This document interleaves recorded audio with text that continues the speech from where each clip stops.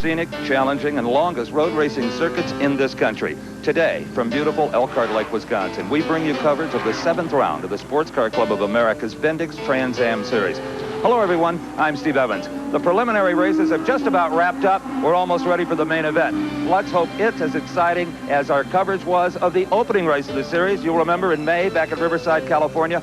Ford remembers, boy, what a day they had. Their Jack Roush prepared cars finished 1, 2, and 3. Scott Pruitt coming from 31st position on the grid to win it in a Mercury V8 Capri. It was Chris Neifel in third spot in another V8 Capri, and between them, the new Mercor 4-cylinder turbo driven by Pete Halsmer. But you Chevrolet fans out there will be glad to hear that things have leveled out just a little bit. Brock is over in the Chevy pits with that story. That may be the understatement of the day, Steve. Not only have things evened up, they've tilted considerably in the direction of this team. This is the Protofab operation out of Detroit, which has won 5, count them 5, of the last races. Jack Roush's team won at Riverside, and then it was Wally Dallenbach with 3 victories and teammate Greg Pickett with another pair who picked up after that. Here at Road America, Wally has set quick time in practice and will start on the outside of the front row next to Roush driver Pete Halsmer in a Mercor. But whether or not you're driving a Ford or a Chevrolet or a Buick or a Nissan or anybody else in this field, everybody faces a singular challenge, and that is the very difficult over 4 miles of racetrack here at Road America. And it's as scenic as it is difficult here in the Kettle Moraine region of northern Wisconsin. 4 miles, 14 turns, long, fast straightaways, very abrupt 90-degree turns, predominantly right-hand turns.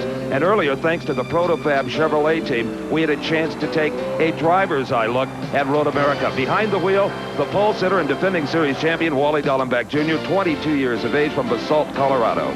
The son of famed Indianapolis driver Wally Dallenbach Sr. also leading in the points again this year, so perhaps headed for a repeat championship in the Trans Am. All right, the front straightaway at Road America, somewhat uphill for the first 3/4 of the distance, up underneath the bridge, heading toward the start-finish line up there. Big media center on the left, the old timing tower on the right. Now, right in here, about 160 miles an hour for these 5-liter V8 engines, Steve. You'll hear a lot of talk about brakes, Brock, because at Road America, you need all of the stopping power you can get.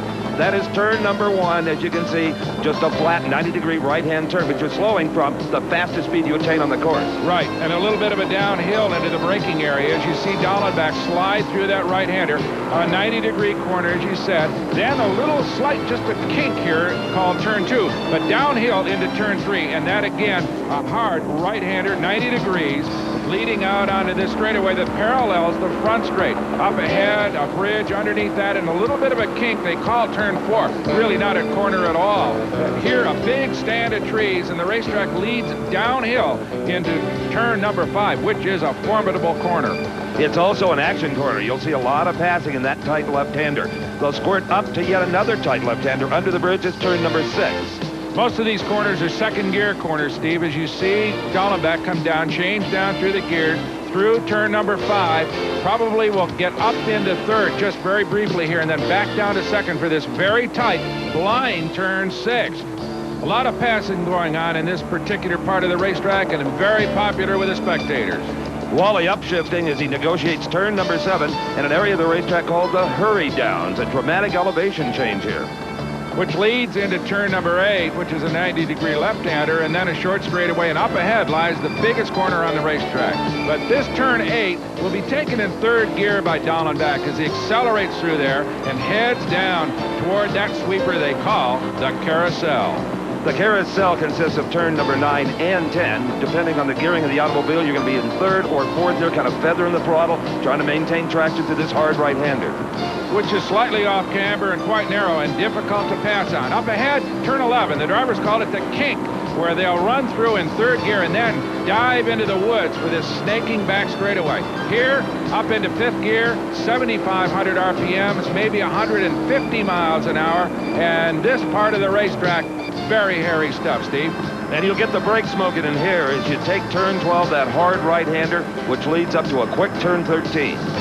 Here you see Dallenbach all over the brakes. Up ahead, turn 12. He calls it, as do the rest of the drivers, Canada corner. Now an upshift to third gear through Thunder Valley, as they call it, and a flat-out left-hander under the Mitchell Bridge here up into fourth gear briefly as Wally Dallenbach heads for the final corner on the racetrack. And that final corner is turn number 14 that leads out onto the long front straightaway. Brock, a lot of drivers will tell you 14, the most important corner on this racetrack. Right, Steve, because if Wally doesn't get through this corner quickly, he will not carry sufficient speed up the front straightaway to turn in a really quick lap time. As you can see, the front straight is a severe uphill for the first 3/4 of the distance. Thanks to Wally Dallenbach and the entire Protofab Racing team for a sensational lap around this beautiful race course. Which took 2 minutes and 17 seconds. That's the pole sitting time for Mr. Dallenbach. And thankfully, Wally will carry our in-car camera during the entire competition today. However, this is a two-part event here at Road America, and yesterday a qualifying race determined the grid positions for today's main event. Now, Wally's quick time put him on the pole for yesterday's race. Next to him, his teammate, Jim Miller. So we had a pair of Protofab Camaros on the front row, and it looked as if their domination of this series was going to continue. In fact, they were the quick 3 qualifiers, Brock. They had Greg Pickett and yet another Camaro with a V6 power plant. In that second row alongside Pickett sat the Turbo Merkur 4-cylinder car driven by Pete Halsmer. Now, his teammate, Chris Neifel, qualified 4th, but then had mechanical problems and will start a backup car back in the 14th spot.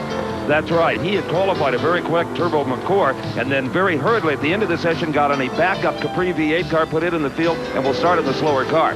Another guy that had a lot of problems, number 42, Tommy Riggins, the V6 Buick. He blew an engine in practice, got no qualifying time whatsoever, and will start at the back. That should be fun to watch. As will Paul Newman's Nissan teammate, Jim Fitzgerald. He'll start at the back as well.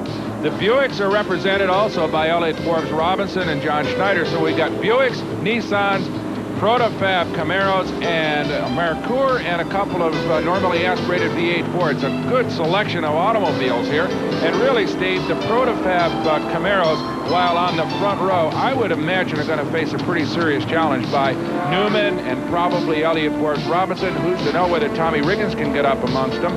And, of course, Pete Halsmer in that very quick little Turbo Merkur, which is really showing some strength.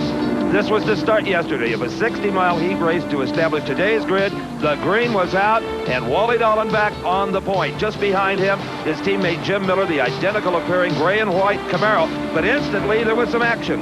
It sure was. Pete Halsmer outbraked Miller into turn number 1 and took the second spot. On the second lap, the big story was Tommy Riggins, who started in 39th place and blasted through the field to take over 21st, so he was charging. And another man on the move was Chris Neifel. On lap number 4, here we see Neifel getting around Les Lindley for the 6th position. Remember, he started 14th on the grid. By that time, I had the opportunity to talk to team captain and owner Jack Roush about why Neifel started the slower car. What's the story on pulling the Merkur in favor of the Capri? It cost you 10 positions on the grid. We've had just a little problem with the Merkur this morning. We broke an exhaust system on one that we hadn't expected to break. We didn't have a spare part for that. And Chris's car lost 2 tips-off valves, which was another thing that hadn't happened before. So we decided we'd consolidate our effort on the 2 Motorcraft Mac Tool cars with Pete Halsmer, and the tried and trusty Capri is sitting back there ready. So we put Chris over in it. Chris may very well come out better on the deal. Well, Chris was certainly a runner well. By lap 5, he moved past Paul Newman in the number 33 Turbo Nissan and was charging toward the leaders. So the backup automobile of Chris Neifel's was working fine. And coming up, watch the move that Tommy Riggins, still charging through the pack, and the number 42 Buick puts on the Nissan car of Jim Fitzgerald right there. So Riggins moved into 12th with that little normally aspirated V6 Buick, taking the turbocharged V6 of the Nissan. That was Wally Dallenbach's view as he headed up the main straightaway and being challenged by Pete Halsmer for the lead. The amazing little Merkur. What a nice job Halsmer does of outbraking Dallenbach in turn number 1. So Wally's view is now distinctively different than it was before. Well, Pete Halsmer's Merkur was about 250 pounds lighter than the V8 Camaro of Dallenbach's, and there that advantage played off in better braking at the end of the straightaway. So Halsmer took over the lead in convincing fashion. Moreover, Greg Pickett also got around Wally with the V6 Proto-Fab Camaro, and going downhill into turn number 5, he made a move on Pete Halsmer. He did. Tried to get inside him, tried to use that braking power, but it was too much. Pickett got off in the weeds, and Halsmer held on to the lead. The lighter little Merkur used its brakes to good advantage. By the next to the last lap, lap 14, it was Tommy Riggins in car number 42, moving all the way up to 9th with this pass over John Schneider in number 66. Tommy Riggins, of course, a relative newcomer to Trans Am competition, having run in the IMSA Kelly series for most of the last few seasons. Greg Pickett was out.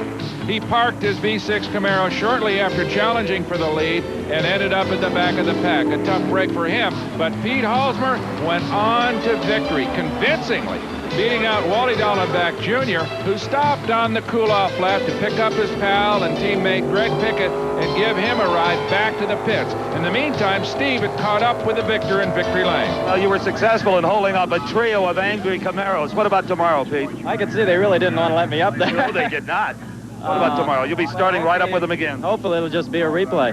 Let's hope so. Thanks. Thank you. I appreciate it. So Pete Halsmer brought the Merkur for the first time into victory lane. Wally Dallenbach Jr. second, Jim Miller in the other Camaro third, Chris Neifel in fourth, Elliott Forbes Robinson in the Buick Beak 6th and 5th. Tommy Riggins from 39th to 8th. Also a man who moved from 14th to 4th was Chris Neifel. Steve was with him. Thanks to some very aggressive driving, this young man, Chris Neifel, is going to enjoy a far superior starting spot tomorrow. 4th instead of 14th. Yeah, 4th is a lot better than 14th. The second row is gives you a shot at winning the race, where the 7th row, you know, the best you can hope for is just a steady ride close to the front. But I got lucky a couple times out there. The guys did an incredible job working on the car. We basically set it up cold turkey. This car that drove the Capri was basically a parts car last week in Brainerd for Scott Pruitt, and I spent a couple hours before the race today when I was forced to make the change and just basically piecemealing together a race car. And it wasn't perfect, but it was close enough to kind of do the job, and we got some work to do tonight to win the race tomorrow, but at least we got a shot. So we're back, ready for the start of the main event here at Road America. Pete Halsmer on the pole, on the outside, arch rival Wally Dallenbach. A lot of people are saying for 60 miles the Merkur was strong, but for 100, can it go that distance as hard as Pete Halsmer is going to have to drive it? We'll be back with the answer right after this. This special presentation of American Sports Cavalcade is being brought to you by the makers of Autolite spark plugs. If Autolite's on it, there's copper in it.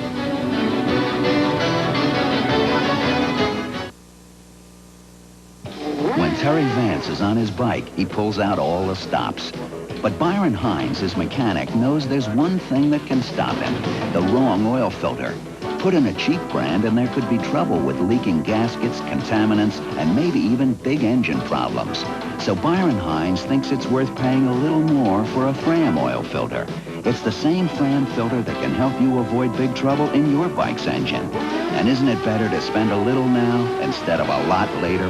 I was here when it happened. I watched Memphis give birth to rock and roll. Rock and roll was born in Memphis with the class of '55. Their music shaped an entire generation and changed our world forever. And now, over 30 years later, Carl Perkins, Roy Orbison, Johnny Cash, and Jerry Lee Lewis have come home to the legendary Sun Recording Studio in Memphis. We remember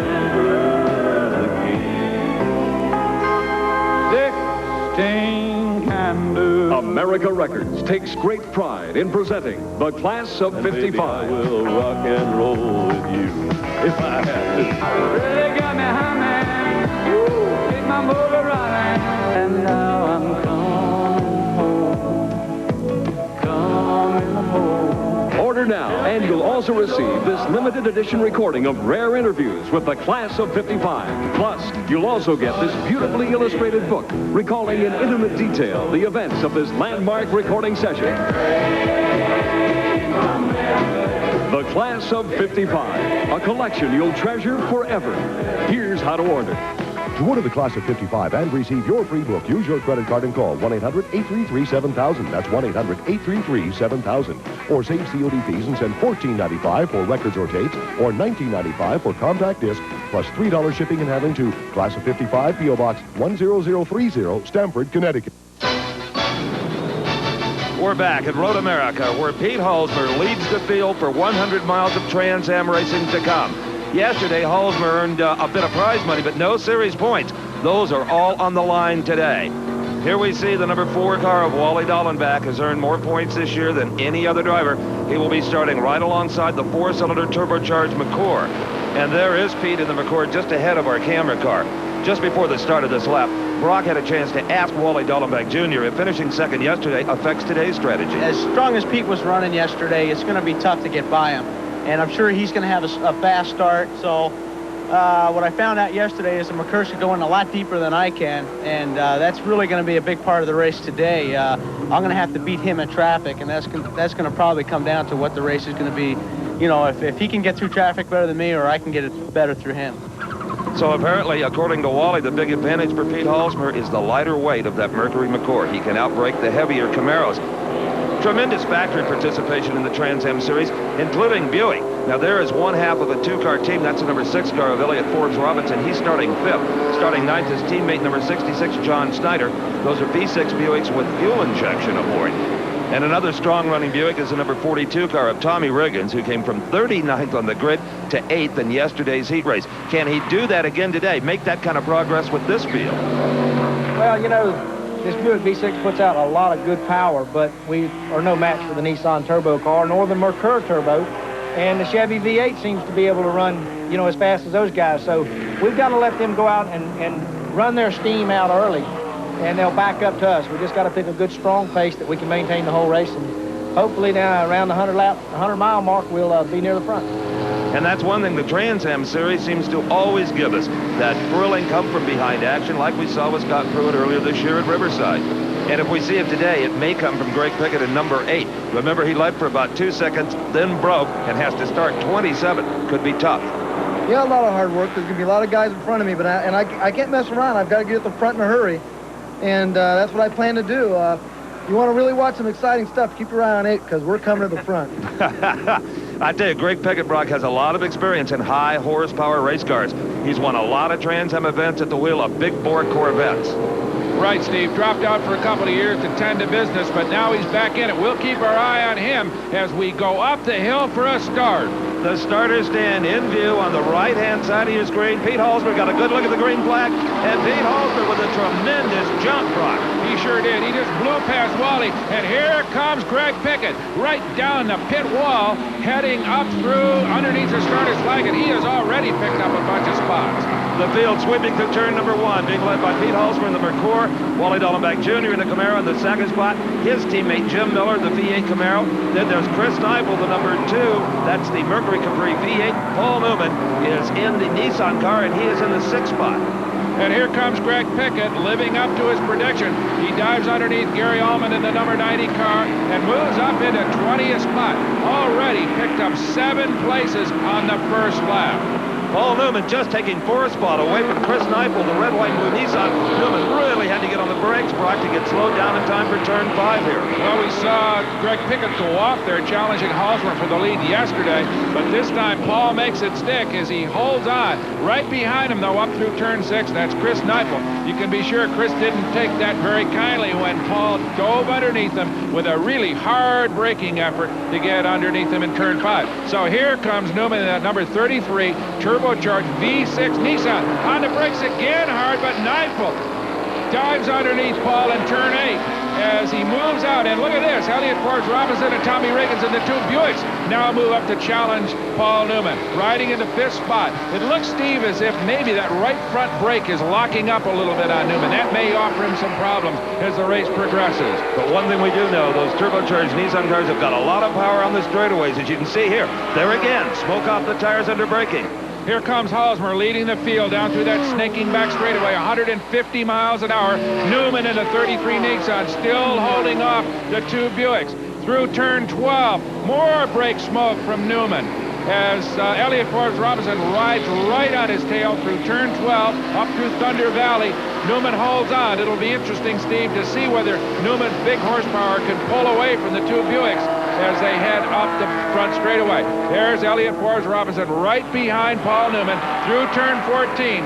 Newman right on the apex, and let's see if the big power of that Nissan works for him right now. Indeed, in Wilbrock, the Buick V6 has had a real disadvantage on a long racetrack like this. Put them on a tight course like Laguna or Sears Point, they got a fighting chance. Maybe not here. Well, here is your leader, Pete Halsmer, in the little Merkur, turbocharged four-cylinder. Right behind him, Wally Dallenbach. You see Wally there trying to hang on. Now, earlier, Steve, an interesting story. Jack Roush, who, of course, builds the Merkurs, the Roush Racing team, told me he's not sure that Pete Halsmer can go the distance. He says, I don't know whether we can go more than 98 miles with the fuel we've got on board that car. So we could have a mileage problem with the leader. Well, certainly Greg Pickett, the number 8 Camaro, is making good on his boast of trying to go to the front. He has already taken the 16th spot there from number 63, Jerry Clinton, and Pickett started, what, back in 27? Well, now, the two other Protofab cars, the Dallenbach and Jim Miller car, V8s, Greg is driving kind of the experimental car, the V6 that Protofab has brought in here with heavy Chevrolet backing, of course. And I would say that's probably the car of the future. As we watch Greg move up even farther, there he goes, outbraking Rick Dittman in turn number 5 to move up. A little more cautious than he was the last time we saw him in that corner yesterday, Steve. Oh, yeah, he learned from that experience. And here he is still. Now he's got on his sights Dave Lemon, the 31 car. Lemon is running in 14th, but maybe not for long. The way Pickett is flying, sliding that Camaro all over the racetrack. So the show of the day right now is this man, Greg Pickett, charging his way toward the leaders in that number 8 Camaro. Can he catch up with Halsmer and Dallenbach? We'll find out after we come back to the Bendix Trans Am from Road America.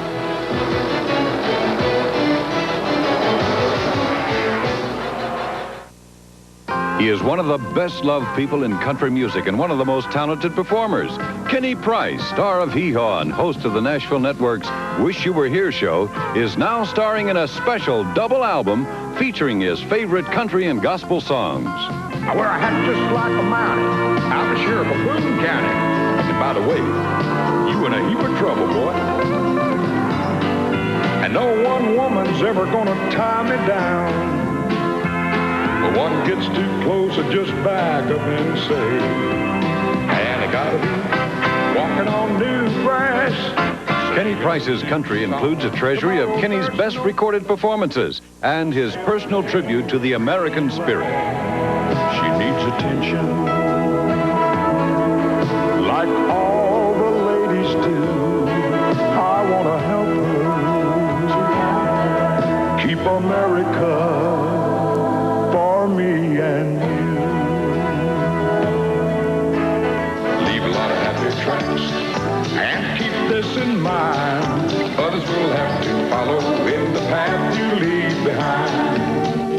Gospel music fans are sure to enjoy Kenny Price as he sings Gospel Grace, some of the most beautiful inspirational music ever written. Why me, Lord? These two albums contain 19 selections compiled for this special television offer. You'll treasure the happy songs and draw new strength from Kenny's wonderful gospel songs. There will be peace in the valley.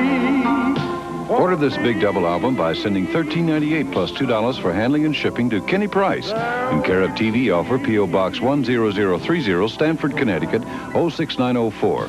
Or call 1-800-833-7000 for credit card orders. Order now. There'll be no sadness. Race fans driving to Road America from Chicago or Milwaukee also enjoy a day in the country. Agriculture, a big part of the economy in northern Wisconsin. You know what we've got here? A sunflower farm. Believe it or not, those little seeds don't originate in that package. They actually come from these flowers, as does oil and some other byproducts. But Pete Halsmer has no time to smell the flowers. He's too busy trying to hold off the charge of the Protofab Camaros running second and third just behind his turbocharged Mercury McClure. This season really, Brock, was supposed to be a developmental one for this car, and here it is, maybe going to win a race. Well, we saw it run very well the first time out at Riverside, and then they had a series of problems. But right now, Pete Halsmer seems to be able to hold off that stronger, bigger displacement V8 of Wally Dallenbach. Right behind Wally is his teammate, Jim Miller. Now, Miller has come on so strong in just recent years. He's a relative newcomer to Trans Am competition, but look at this. challenging the boss, Wally Dallenbach Jr., as they head down toward turn number 1.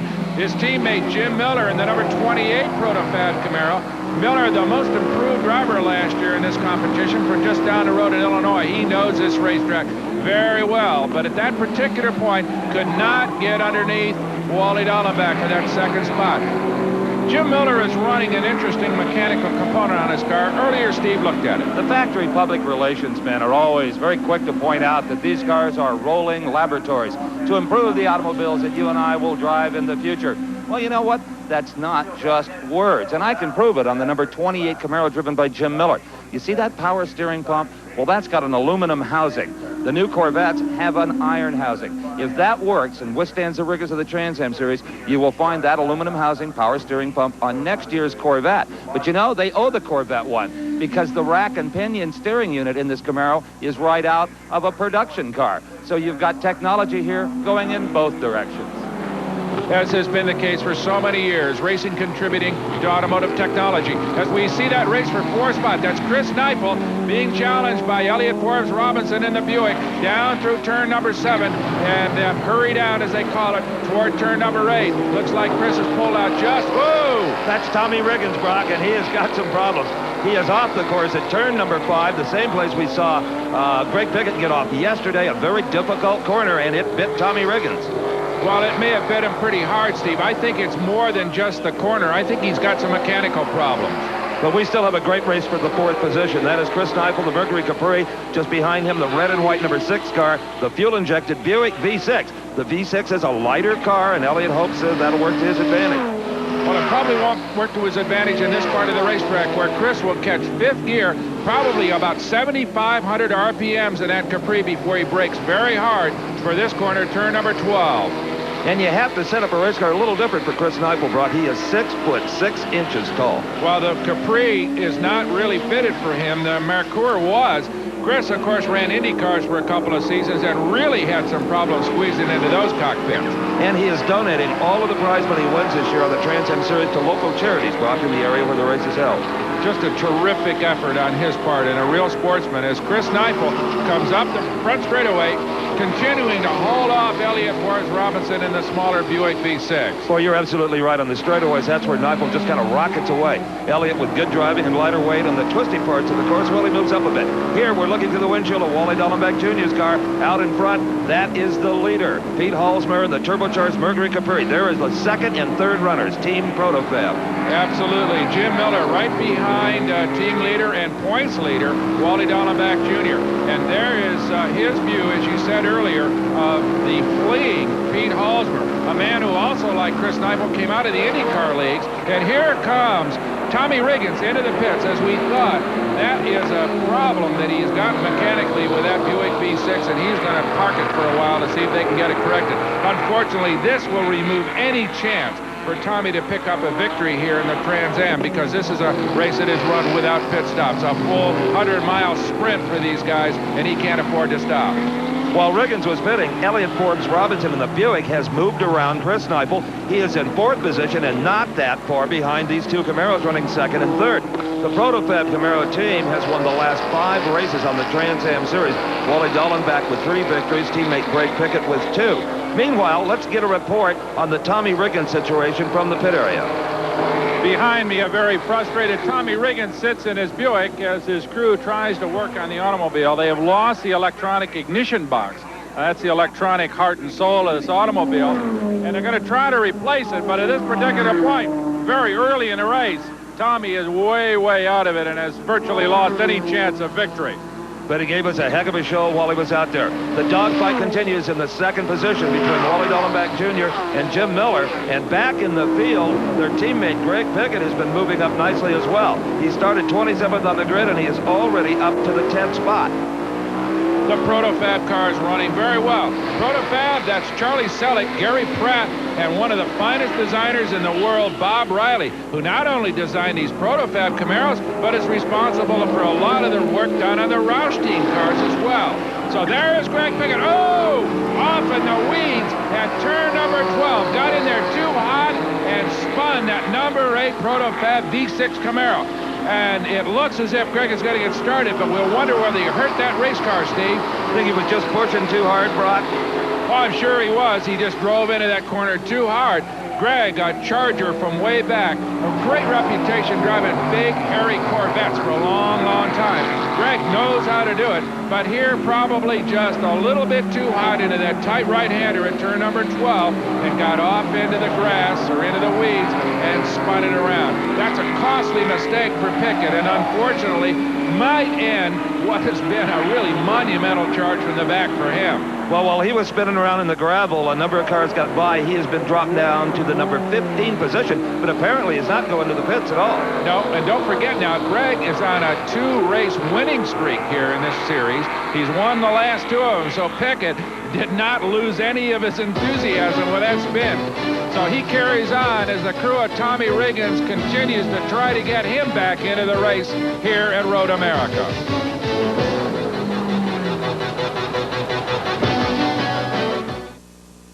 At 55 miles an hour, it takes the average car this long to stop, if it's in shape and has good brakes. Bendix makes very good brakes. They're not cheap. But then, neither is life. When the car comes to the end of the line, I give him to Bill. That's me. I crush him. A new car costs a lot of money. Fram oil filter doesn't, but the choice is yours. You can see me now, or you can see Bill later. Hi, I'm Roy Rogers. And I'm Dale Evans. We'd like to invite you to join us in an exciting Western adventure right here on Happy Trails Theater. Each week, you'll see one of our action-packed movies from yesteryear. Along with Dale Evans and me, there'll be old Gabby Hayes, Bob Nolan and Sons of the Pioneers, and of course, Trigger. So join us right here on the Nashville Network. Right. Saturdays at 11 Eastern, 10 Central, 8 a.m. Pacific on TNN. You're watching the best of the country, in the country, with more stars, shows, and specials to entertain and brighten your day every day. Yes, this is America's country home, a great place to be. TNN, the Nashville Network. Whenever our chef starts to decorate food, everyone wants the secret. Crowds gather to watch an apple become a swan. Now on this special TV offer, this incredible book can be yours. And along with it, the special food craft tools that put the skills in your hands. A slice, a twist, and a tomato becomes a rosebud. You easily transform a melon into a bird of paradise centerpiece. Learn how to make a simple scallion into a mum. Then dip in color for a magnificent bouquet. Take the twin curl cutter, twist and turn, and carve out a potato curl. With the spiral cutter, you weave streams of fruit and vegetables. The book of garnishing secrets plus the 5 special craft tools, all yours for just $19.95. Call toll-free 1-800-833-7000 or send $19.95 plus $4 shipping and handling to Garnishing Kit, care of TV Offer, P.O. Box 10030, Stamford, Connecticut. For fastest delivery, use your credit card and call 1-800-833-7000. This is the revitalized waterfront on Lake Michigan in the town of Manitowoc, just north of Road America in Elkhart Lake, Wisconsin. And the old lighthouse on Maritime Bay saw 28 submarines sail off for action that were built right here in this harbor. 37,000 folks live here, and probably a fair number of them are right over at Road America, Steve, as they watch Pete Halsmer, Wally Dallenbach Jr., Jim Miller, Elliott Forbes Robinson, and Chris Neifel, all in it, really, for the lead. Halsmer has held on right from the opening flag, but not by much as we watch. Look at this. Elliott Forbes Robinson has moved right up on the rear bumper of Jim Miller to challenge for that 3rd spot.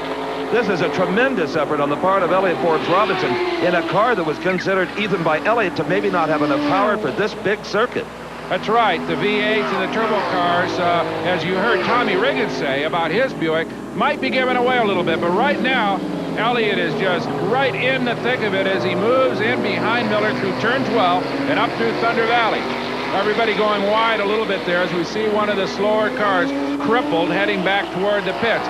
Jim Miller, though, holding on to that 3rd spot in convincing style. Remember, he challenged Wally Dallenbach earlier, but now has fallen back and sort of resolved himself to that number 3. Oh! Elliott Forbes Robinson is heading toward the pits. Neifel drives by him, and there goes Elliott. He has to have some problems, Steve, because this is certainly an unscheduled stop. Oh, absolutely, and they must have occurred very abruptly because he was out there just charging. Suddenly, something went wrong with that automobile. We'll see if we can pick up the problem. Elliott, a native really of California, La Crescenta, California. He moved down a few years ago to Denver, North Carolina to do a little NASCAR racing and liked the country so much he stayed. Now, these cars are not really engineered for quick pit stops. They don't use hood pins like a NASCAR machine might. There's a whole bunch of Zeus fasteners that have to be loosened before they can remove that hood and try to get at the root of the problem. But, of course, this is not the only Buick that has had problems here today. Tommy Riggins, who put on such a great show coming from behind in the heat race, is also on the sidelines. And Brock right now is caught up with Tommy Riggins, and we'll get the answer to that question. Well, Tommy, it was that old demon ignition, as I understand it, that put you out. Is that right? Yeah, we just had an ignition short or something, and it kept shutting off. So, you know, our race was over. We wanted to come in and see if we could diagnose it, get a chance maybe a lap or two here to find out if we did solve the problem, but we couldn't get it running long enough. Just wouldn't go. I figured maybe once you get it started, you'd run out and just run the car in a little bit, like you said at the beginning, to find out what everybody was doing out there, but it just wouldn't run good, huh? No, I couldn't do that. In fact, I got it running and made it to the end of pit road, so I just came on to the garage. Made a right turn instead of a left, huh? Yeah. Well, we're sorry you're out. Maybe next time. Oh, yeah, absolutely. Tommy Riggins, a busy race car driver in IMSA, the GTO category, in the Kelly Series, and also in the Trans Am Series that we're watching today. So he is out of it for good. Elliott Forbes Robinson, on the other hand, he is still in the car, hoping to get back into this race. And it appears, Brock, that he will. The hood going back on. Well, slowly, though, Steve, that Zeus fastened hood is giving him a lot of problems and eating up time. But as we said earlier, these cars are not designed to make a pit stop. You just can't afford to do it in a 100-mile sprint race. So Elliott's going to go back out, but he'll be way back in 19th spot as the leaders go by him, so that'll put him down a full lap on the leaders. Oh, smoke on the part of Greg Pickett, and a bunch of it. It looks like a pop motor as far as he's concerned as he heads down into turn number 5, and I would imagine Greg is out for the day. Oh, I would agree with that. Only one kind of thing makes that much smoke, and that is a blown engine. And it's coming out of the wheel wells. Let's hope there's no fire potential here, Brock. That's a lot of oil. Well, I don't know. It may be, though, Steve, he's got an oil line that's broken. I don't know. It seems that the car obviously is running a lot stronger than you would expect from a fully blown engine. So it may not be a blown engine as Pickett comes back down the hill, throwing all kinds of oil out, oil smoke at least. So who's to know? Maybe he's going to keep on going. It sure looked like a blown engine to us, Brett, at the beginning of that problem. Well, if it's not, it will soon be if he doesn't get some oil in it. Here's the race for that 7th position. Now, these guys are all on the same lap as the leader. Paul Newman, the red, white, and blue, number 33. Nissan Turbo, followed by the guy who's number 2 in points, that bright yellow Camaro, number 80 of Les Lindley. Just behind Wally Dallenbach for the series points title. Effie Witzis, the Canadian, car number 94, the blue machine. In fact, he's going to move around Lindley. Doing a good job. Effie, a real veteran of the racing wars and a fine driver. Les Lindley running on a very tight budget, but with consistent finishes, holds on to the 2nd overall point standing, doing an excellent job this season.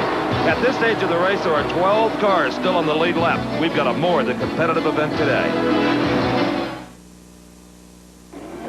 When Warren Johnson is tearing down the track, he's under a lot of pressure. And so is Kurt, his son and chief mechanic. That's why he chooses a spark plug he can count on, Autolite. You see, the pressure in a high-powered engine like this is enough to melt down the tips of ordinary plugs, but Autolites are tough enough to take the heat of Warren's engine. Are they special racing plugs? No, they're the same kind you use in your car. But don't take it from Warren Johnson. Take it from Kurt, his mechanic. Autolite. I'm Gypsy Songman. Hi, I'm Jerry Jeff Walker. And for over 16 years, I've been making records for record companies. I made 18 albums in all. But now my Gypsy Songman collection is a little different. It started right here in my music room, and that's where I'm selling it to you from. For years, I felt some of my best songs run out of print albums. So choosing those songs mixed together with new material is what the Gypsy Songman cassette's all about. It's 24 songs, 90 minutes of music. I think it's a great deal. Take a listen. She knows where Daddy sings. Oh, now, Mr. Bojangles, come on, dance.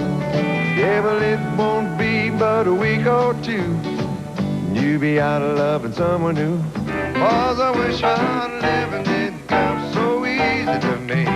Laying my life on the line. Charlie ones you see. So remember, this is not a typical record company deal. This is 24 newly recorded songs with a lot of love shared between some old friends and great musicians. And best of all, this is now the most direct way to get my music from this house to yours. To order your Jerry Jeff Walker cassette, call 1-800-833-7000. Visa and MasterCard accepted. To save COD charges, mail $10.98 plus $3 for shipping and handling. To Gypsy Songman, P.O. Box 10030, Stamford, Connecticut, 06904. Call 1-800-833-7000. I'm Gypsy Songman, yes. When they first started to run sports car races back in the late 1940s through the streets of Elkhart Lake to help increase the resort business in the area, a lot of the folks came up from Chicago by train. Well, now the old train station is just about deserted. The streets of Elkhart Lake, they're kind of deserted because most of the folks are up here at Road America watching the race, Steve. Well, here's a guy that'd like to get the next train out of town. I think this is Greg Pickett. He did not successfully get that Camaro back to the pit area, and I'm sure the oil pressure went to zero and probably seized the motor. So he's finished for the day as a turbo car. Pete Hallsmer's Merkur continues to lead it. And we've got another turbo car in 5th place. That's Jim Fitzgerald, Steve. And Mike Miller, who is Jim Miller's brother, has moved his Merkur up into 6th spot. And 3 cars running right together in 8th, 9th, and 10th. The blue car, Eppie Woods, is number 94. He's in 8th. Right behind him, number 2 in Trans Am points over the season. That is the number 80 Camaro, Glass Limit, very consistent driver. And the number 66 car bringing up the rear there, Steve, is John Schneider, who is the team owner and co-driver along with Elliott Forbes Robinson of those 2 Rod Nash Buicks. Well, I'll tell you, Chris Neifelbrock is starting to flex his muscles right in the middle there. He's just behind Jim Miller's Camaro, and behind him a lap down now is Elliott Forbes Robinson. But they have obviously fixed that car. It's running fine. It sure is. He's hanging right in there with the fastest cars. Everybody thinks he's probably up with the leader. As they go down that back straightaway, here comes Miller and then Neifel hard on the brakes for turn number 12, which is a place where you really have to use brakes to slow down a 2,700-pound Trans Am car. Now, that takes some special design work. And earlier, Steve had a look at what Tommy Riggins did to modify his Buick to stop. Road America, with its long straightaways and abrupt turns, is harder on brakes than maybe any racetrack in North America, which is why the Trans Am car builders, even though the races are sprints, have gone to brakes like you might find on an endurance car. Giant 13-inch rotors as opposed to 8 or 9 inches on a production car. Look at the size of these calipers. They're just huge. They have 4 hydraulic pistons as opposed to 1 in a passenger car. In fact, here is a caliper that we've taken apart. The brake material, or the puck as some people call it, it's a quick change situation. Just flip this up. You can do this on a pit stop if you have to, and out comes the material. Now, they'll go through this entire surface in just one race. It's an organic material with a little copper mixed in. Now, the brakes still get very hot, even though they're so big, so they duct air into all 4 corners, and on the front, they're water-cooled. There's a little tank in the back, and anytime Tommy steps on the brake pedal, a micro switch sprays a fine mist of water back inside the caliper. But more importantly, Tommy has a manual switch where going down a straightaway, he can be spraying some water in here to get them cool for that next turn. Well, sadly, Tommy never had a chance to really test those brakes as his ignition went away on him and put him out. So that race right now for 3rd spot continues between Jim Miller and Chris Neifel as they come down toward turn number 8. And look at this. Neifel dives underneath Miller. Hard brake. Boy, did he use his brakes there to push that Capri up into the 3rd spot. Well, I don't think Miller liked that at all, Brock. He is now going to attack, try to get that 3rd spot back. Suddenly, Chris Neifel speaking with a very loud voice in this race. He sure is. As they sweep through that big carousel corner, it looks as if Chris has pulled out a little bit on Miller. Right behind them, of course, is Elliott Forbes Robinson. We said earlier, he is a lap down. But he continues to run right with the 3rd and 4th place cars just ahead of him. Okay, here comes Chris Neifel down that twisty back straightaway. And in the meantime, here is that trio still dueling for 8. Eppie Weitz is a 94, number 80 Les Lindley, and right behind them, John Schneider in the number 66 Buick. So Eppie Weitz is, as we said earlier, a veteran, a Canadian veteran, a fine driver, run all kinds of cars, Can-Am in the old days, and has moved his Camaro into that 8th spot, but not without a major challenge all the way around this racetrack from Lindley and Schneider. And just ahead of that duo is Paul Newman running in the 7th position. And it would appear that he has still got some brake problems. Every time he touches that pedal, there's a whole lot of smoke off of the tires. So something's locking up when it shouldn't. The Trans Am Series is a creation of the Sports Car Club of America, which is an interesting organization. They have over 35,000 members, and most of them volunteer to work at events all over the country. And it's a lot like the Rose Parade and major events like that. Without the volunteers, these things would just never happen. And it's more than just time spent at the races. Of course, that's the reward. That's an awful lot of fun. But all of these people also have to go to school to become turn marshals or corner workers or registration people or whatever function it is they fulfill. And Brock right now is with a man who typifies that kind of spirit. One of the 35,000 people who make the Sports Car Club of America the fine organization it is. I'm with Mike Klessig, who's one of literally hundreds of Sports Car Club of America volunteers who come to races like the Trans Am here at Road America to employ themselves in all kinds of volunteer activities all the way around. Of course, there are corner workers and safety workers, safety crews. Mike is working in the pits today as a pit marshal, kind of making sure that everybody gets in and out safely. Mike, how long have you been with the SCCA? I've been with them for 2 years now. This is my second year. How many races do you work? This is my fourth one this year. I started late last year, so I think I got 5 in last year. What is the incentive to come out here and bake and work your brains out for a weekend for maybe a couple of beers and a couple of box lunches? I just like it. Get down as close to the action as you can possibly get without actually being a driver or a crew member. It's just a fun group of people to work with. I just really like the sport. It's the best opportunity to get it. It's about as good a pit pass as you could ever get, isn't it? Yes, it is. Indeed. A free way to see some of the best racing action in the world is to be part of that team that manages these SCCA events. And if you think you might like to get involved, here's a number you can call for more information. 1-800-255-5550. Wally Dallenbach continues to run second in the Protofab Camaro. Out front, the Mercury McClure and Pete Holzmer.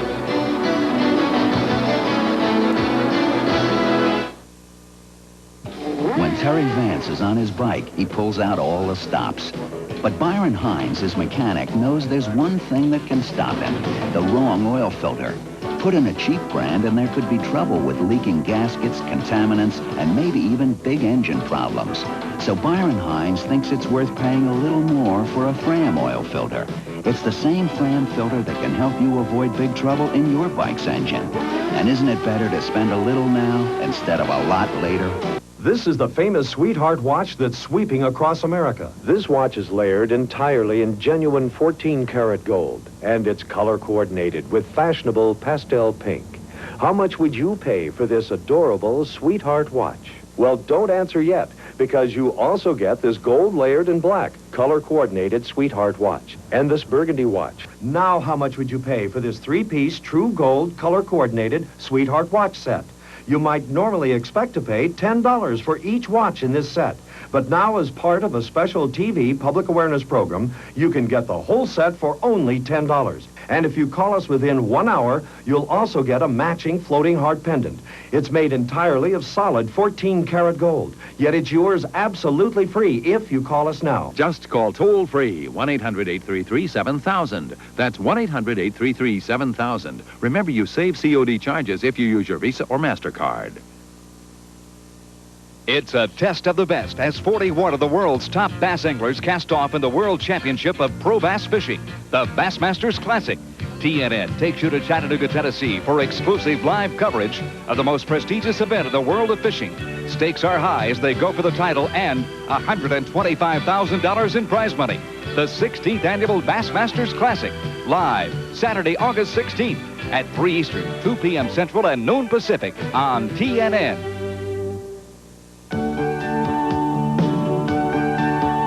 Do you know why Chicago is so famous for its pizza? Because they get all the cheese right here in northern Wisconsin. Literally thousands of small family farms, all contributing to a giant dairy industry. In fact, the license plate says America's Dairyland. I guess you could call it cow power. But it's horsepower we're more interested in today as the Trans Am action continues at Road America. And without any apparent horsepower suddenly is Jim Miller. The number 28 Protofab Camaro is slowing. And it appears, yes, he is going to pull it off into the grass.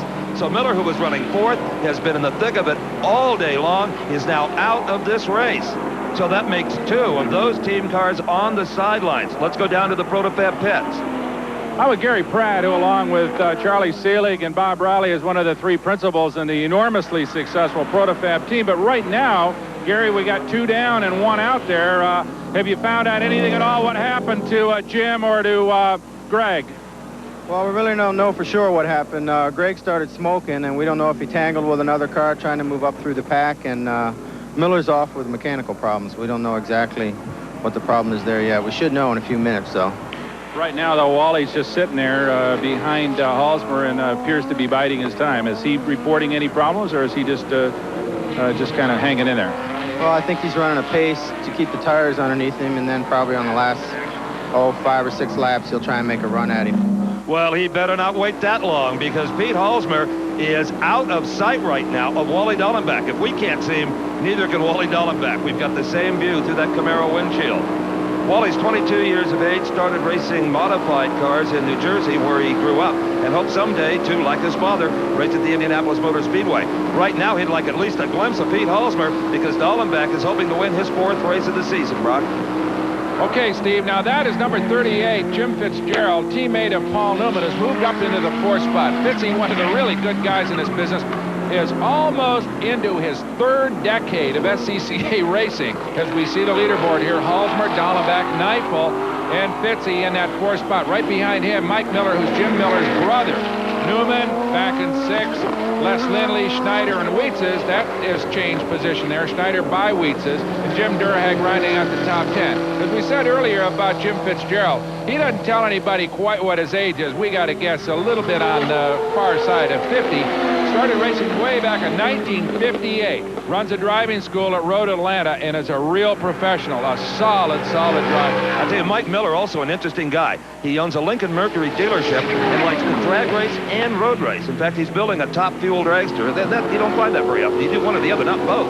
Well, that car, of course, is out of the Roush garage, and that black Mercure there, kind of coming along relatively quickly in this kind of racing is Miller, as he trails Jim Fitzgerald, a man with infinitely more experience. But these 2 cars are turbo cars, don't forget now, so they should be pretty evenly matched up this long straightaway here at Road America. Jim Fitzgerald, well, we have a lot of fun together. I've known him for years, and we've run it together a fair amount, and really one of the happy-go-lucky guys in this racing series. Well, I don't know how happy he'll be if he looks in his rear view mirror, because right on his bumper is the Mercure of Mike Miller. And Miller is hunting around for a place to pass and ducks right between Fitzy and that lap traffic car there. Beautiful move by Miller. Very, very tight pass there coming down into turn number 1, where, as we said earlier, is stand all over the brakes from about 150 miles an hour. So Mike Miller moves into that 4th spot, but Fitzy isn't giving up. He's right behind him as they head down that little sweeper through turn 4, and here's more trouble for the Buick contingent. The number 66 car of John Schneider on the sidelines at turn 8. Remember, his teammate, Elliott Forbes Robinson, had to make a stop. He is a lap down, and now it looks as if Schneider may be trying to get that Buick back underway. Hesitantly to begin with, but yeah, he's back on the track, so maybe he's not out of it yet. We'll be back with more from the Road America Bendix Trans Am. When Warren... You can do it all out of this beautiful, brand-new city-owned marina in Manitowoc, Wisconsin. Fellow that owns that boat is probably watching a tremendous race at Road America, Brock, and we are more than halfway through this Trans Am contest. Well, it's about 15 laps into it. We got 10 more to go, and it looks as if Wally Dallenbach is moved in a little bit on leader Pete Halsmer. He was back maybe 10 or 15 car lengths a while ago, but now he's pulled right up on the bumper. We remember now, Gary Pratt said, the Protofab team, that maybe Wally'd make a move on him with 5 or 6 laps to go, but maybe Wally's kind of getting set up for that last late stage charge. Here they come down the main straightaway. Now they'll get on the brakes very hard for turn number 1. And Wally Dallenbach has moved right in behind Pete Halsmer as they take that sweeping right-hander. Now, Pete Halsmer was handpicked by Jack Wu, and here comes Dallenbach. He's going to move on Halsmer. I don't know. No, it will not work here.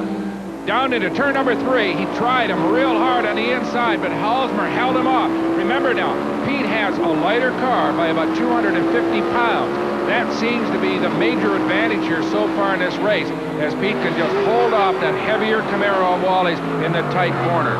And Pete has an awful lot of experience driving turbocharged cars, and they take a little different technique. That's why he was handpicked for this job. He's also an industrial engineer, a graduate engineer, who Roush says can relate back to him virtually everything that needs to be done to that car. And a lot of young drivers can't do that.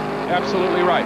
As we remember now, we do have a complication coming up here, and that is, we told you earlier, and we'll repeat it, Jack Roush told us that maybe Dallenbach is going to push Pete Halsmer so hard that he'll run out of fuel. He said, we did a fuel measurement after yesterday's 60-mile race, and he said, I don't know whether Pete's got any more than about 98 miles worth of gas on board. Now, this race, remember, is 100 miles.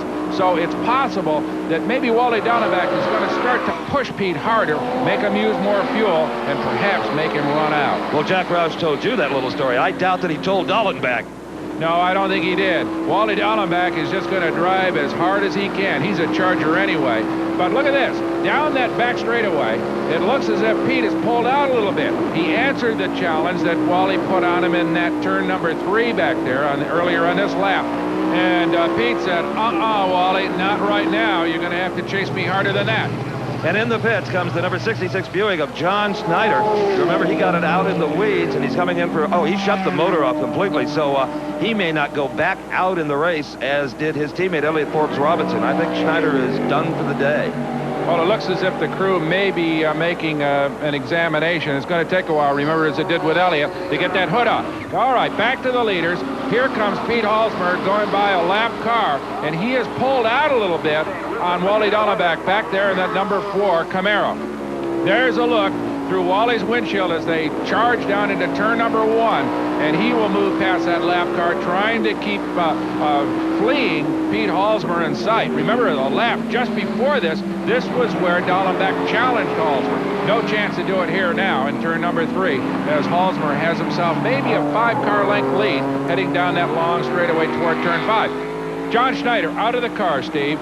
Yeah, he is done for the day, Brock. It's just been a tough afternoon for the Buick team. Both this Ron Nash managed team and also Tommy Riggins with his own privateer entry having a lot of problems. Wally Dallenbach Jr., his only problem now is spelled P-E-T-E. He's got to catch that McCord. And you know, Dallenbach told us earlier that the man who won this race would be the man who managed traffic the best. That's right. He said, if I'm going to get by Pete, it's going to be in traffic. And so far, he just hasn't been able to get in the thick of it enough to move up on Pete. Pete is showing a lot of power.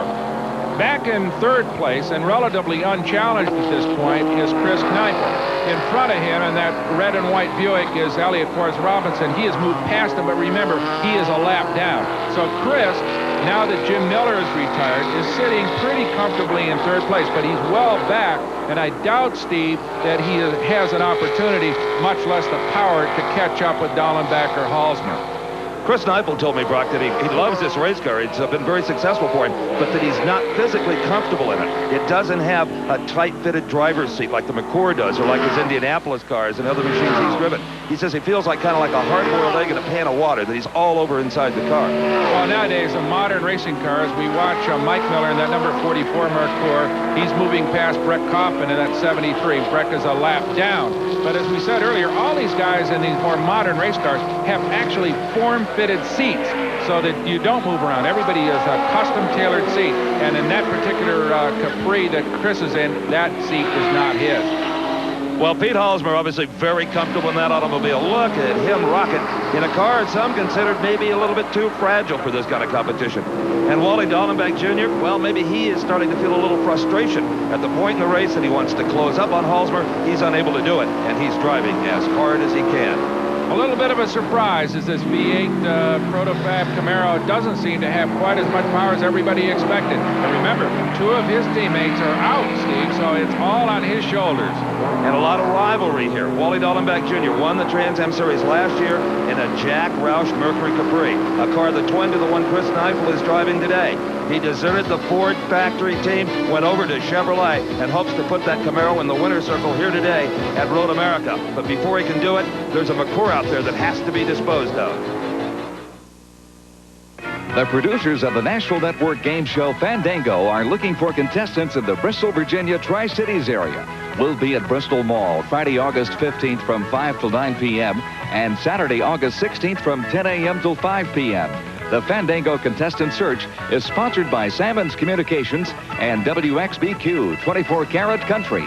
For more information, call 615-968-2141 or 615-885-1545. Here's a country music first. You can be part of all the excitement at Church Street Station with this exclusive TV offer. Live at the Cheyenne with the Silver Fox, Charlie Rich.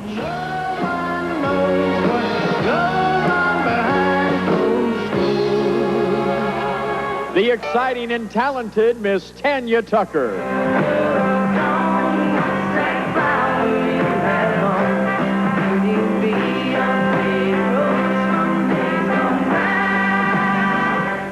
Plus, the original Diamonds, Freddie Fender and more, 12 stars in all, live at the Cheyenne. MasterCard and Visa orders call toll-free 1-800-344-1144. That's 1-800-344-1144. Or send just $9.98 plus $2 shipping and handling to Live at the Cheyenne, P.O. Box 6595, Virginia Beach, Virginia, 23456. Wisconsin's neighbor to the west, Minnesota, likes to call itself the land of 10,000 lakes. But believe me, Wisconsin's got its share as well, all dotted through this beautiful kettle moraine country around Elkhart Lake. They're full of fish, and the sporting life is good here. But today, the major sport is at the Road America Bendix Trans Am just down the road. And this view is from Wally Dallenbach Jr.'s windshield as he tries to run down the leader, Pete Halsmer. I'm Brock Gates along with Steve Evans. And Steve, these two guys have been going at it all day long. But Halsmer, I'll tell you, has not given an inch. He just got by the 12th car, putting him even further back. That was number 51, Jerry Coote. And that opens up a window here, hopefully, for Dallenbach to be able to catch Pete Halsmer. But so far, Halsmer has met every challenge. He has indeed. In fact, he held off Wally about 5 or 6 laps ago on a really hard challenge. And ever since then, Dallenbach has kind of fallen back. You have to wonder maybe if he's losing a little power or maybe the brakes are going away on that heavier Camaro, because he is right now unable to challenge the lighter turbocharged 4-cylinder Merkur of Pete Halsmer. And we have 10 cars, Brock, still on the lead lap. And this young man, Wally Dallenbach Jr., I guess you could say born to race cars, much like Michael Andretti or Al Unser Jr. They came from that kind of a heritage. Wally Dallenbach Sr., a fine Indianapolis driver, and now an official with the IndyCar organization. Here's the leader, Pete Halsmer, and so far that car has run to perfection. Its best outing this season.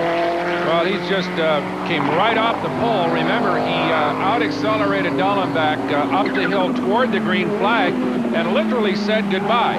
He had a couple of moments where Dallenbach almost got underneath him. In fact, right in that corner, turn 3. But following that, it was just no contest as Pete Halsmer now has opened up a long lead. There comes Wally Dallenbach Jr., but not really in a position to challenge at this particular point. As Halsmer heads down that hill, gets on the brakes hard, and heads through that turn number 5. Here comes Elliott Forbes Robinson in the Ron Nash number 6 Buick. He is a lap down and is in no position to contend at all here today. He's just kind of running it out, hoping that he'll get whatever bugs might be in that automobile worked out, and looking forward to the next race. Right now, though, he's a lap down, contesting for 11th place. Right behind him, number 51, Jerry Coote, and number 63, Jerry Clinton. So those 3 cars well back and out of the contest. Now, an interesting aspect of the Trans Am is that these cars carry mufflers. They've addressed the issue of noise reduction, and earlier Steve had a look at how it was done. For years, motorsports organizers have been sensitive about the noises their activities generate. I mean, noise is part of the fun, but how much is really necessary? All over the country these days, you'll find local oval tracks running muffled competition, both cars and motorcycles, with no loss whatsoever in attendance. Well, now, for 1986, the SCCA has dictated that the Trans Am cars make no more noise than 108 decibels, measured 50 feet off the racetrack at full power. Now, they were generating like 118, 119 dB.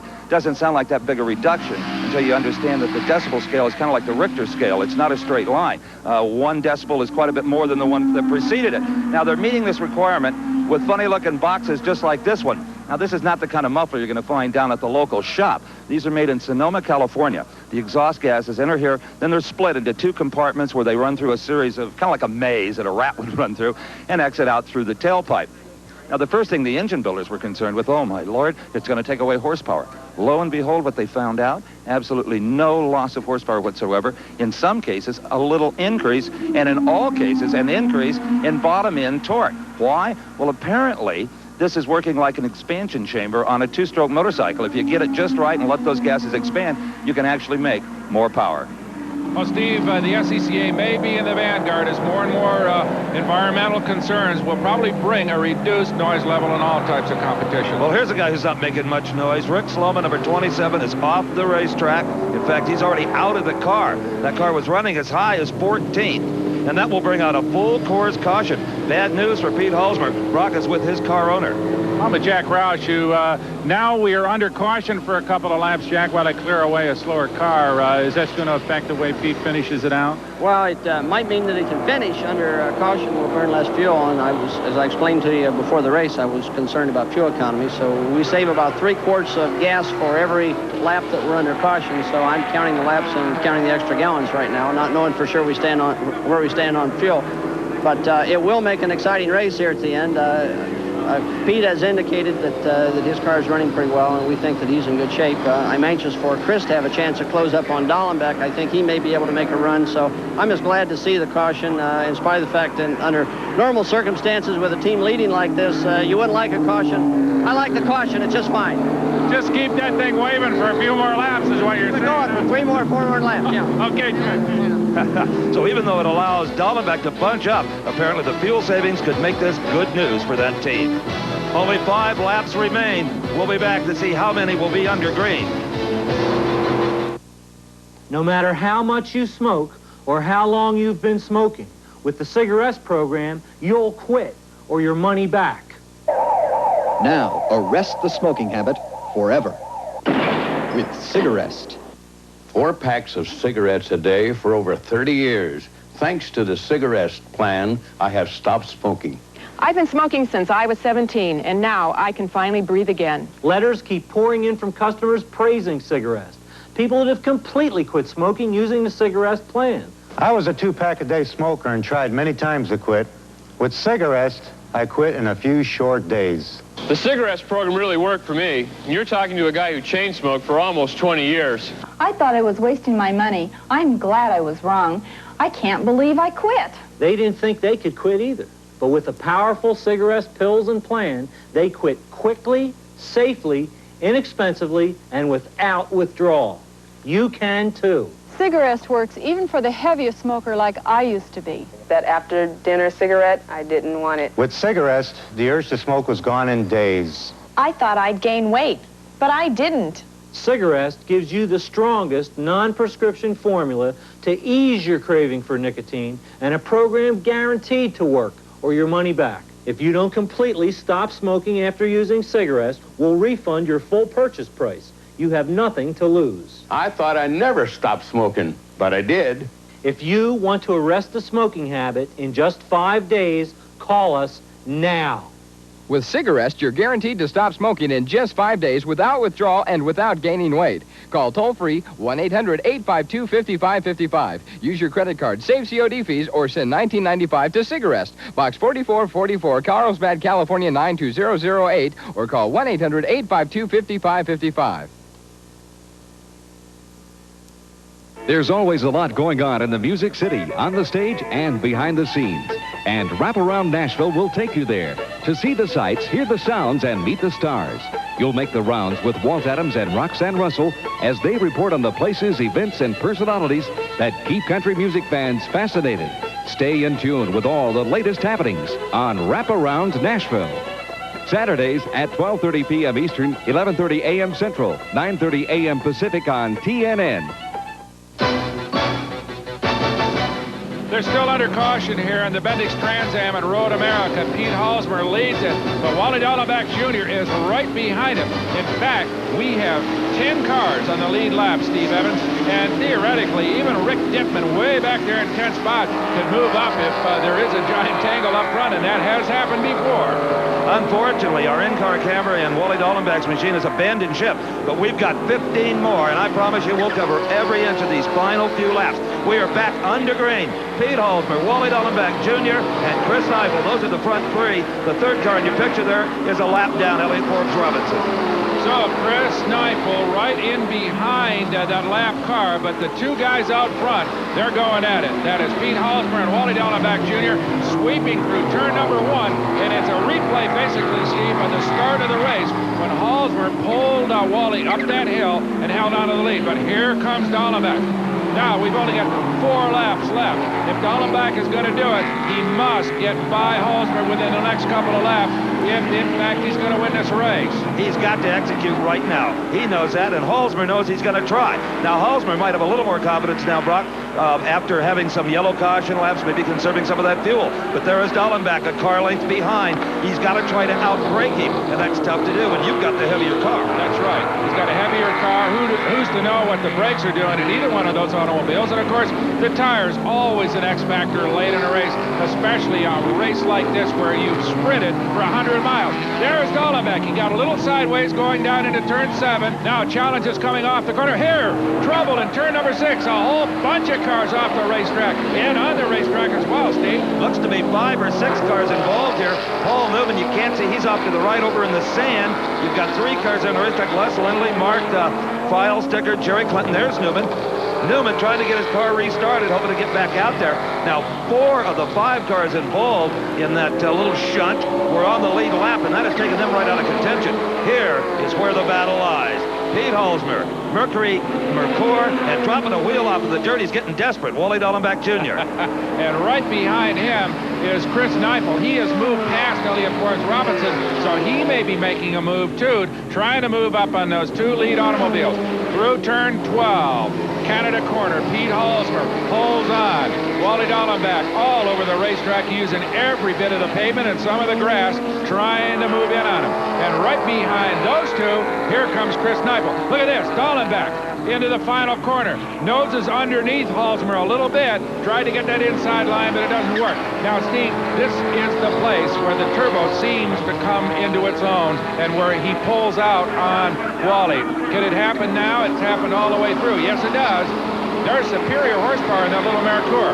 But now, Dallenbach, as they come over the hill and brake hard for turn 1, it looks as if he's moved back in again. I'll tell you, he's having to do some real man driving there, Brock. Anytime you sacrifice horsepower down the straightaway, and then you also are at a disadvantage because of the weight of your car compared to the opposition, you got to just drive harder and deeper. Well, he's doing it right now. You see Wally just slide that car. Spend $39 to take advantage of one of America's best-kept investment secrets. For just $39, you can discover the amazing profit potential of penny stocks. Every day there are thousands of stocks selling for less than $5 per share, which have the potential to bring you fantastic returns for a very small investment. This is the Penny Stock News. There's no publication in the world like it. President and publisher Jerry Wenger is regarded as the leading authority on penny stocks in the nation, and his unique bi-weekly newspaper can help you spot promising companies before they make big headlines and while their shares are still penny stocks. The staff of editors and analysts of Penny Stock News are constantly studying the financial statements and SEC filings of little-known companies, searching for investment opportunities which offer maximum growth potential with a minimum of risk. As a Penny Stock News subscriber, you'll receive such valuable information as timely reports on low-priced stocks, in-depth profiles of emerging companies, specialized coverage of developing industries, insider trading, a complete list of stock purchases and sales made by company officials, more than 2,000 penny stock quotes, a complete listing of new penny stock issues, and much more. Plus, as a registered investment advisor with the Securities and Exchange Commission, the editorial staff of Penny Stock News can provide you with buy recommendations. Also, ratings on new issues on a scale of 1 to 10. As an extra bonus, you'll get an important telephone hotline number for buy recommendations and new issues ratings the evening Penny Stock News goes to press. No other investment lets you get in on the ground floor of emerging companies like penny stocks, and no other publication covers these investments like Penny Stock News. Order now. The regular yearly subscription is $50. But now, through this special TV offer, you'll get the bi-weekly penny stock news for just $39 plus $2 shipping and handling. Call toll-free 1-800-453-1212. That's 1-800-453-1212. Use your MasterCard, Visa, or American Express. Or send check or money order to Penny Stock News, Post Office Box 47060, Phoenix, Arizona, 85068.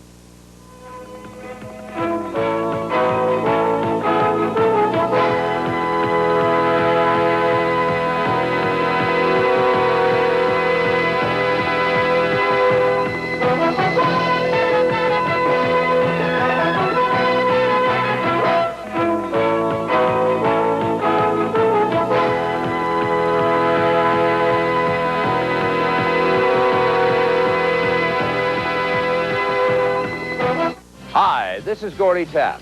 Our country is your country, right here on TNN, the Nashville Network.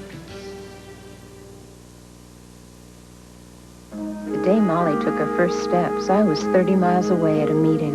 Now I don't go to meetings. I go down to meet the bus. Well, my friend said I was sentimental and old-fashioned to give up a great career. But you know the way I see it, I didn't give up anything. I just chose the right one for me. When all is said and done, you're still the only one who knows what you like and what you want to see. You're the one we want to please. Cable gives the choice to you, the who, what, and when that's right for you. Personal choice. That's what cable TV's all about. It lets us decide what's important, what's special, so we can grow together. And I like that. It's simply nice to know that what's fun for us is also good for us. The who, what, and when that's right for you. Cable's right. 'Cause cable's not just more choice, it's your choice.